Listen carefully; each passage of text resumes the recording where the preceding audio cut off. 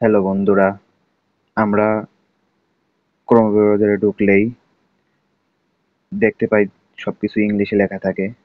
এখানে আমি Google AI স্টুডিওতে প্রবেশ করলাম।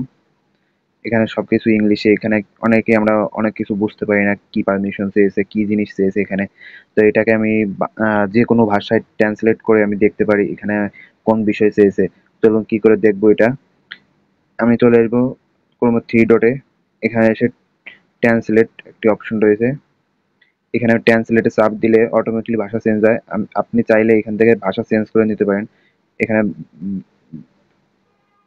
সেটিং এ চাপ দিবেন, এখান থেকে আপনি যে কোনো ভাষা এনে আপনি ইউজ করতে পারেন। যে কোনো ভাষায় আপনি জিনিসটাকে বুঝতে পারবেন।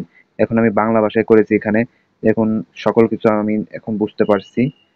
এভাবে আপনারা আপনাদের সকল তথ্য বুঝতে না পারলে এখান থেকে গিয়ে ভাষা চেঞ্জ করে আপনাদের প্রয়োজনীয় জিনিস দেখতে পারেন এবং বুঝতে পারেন।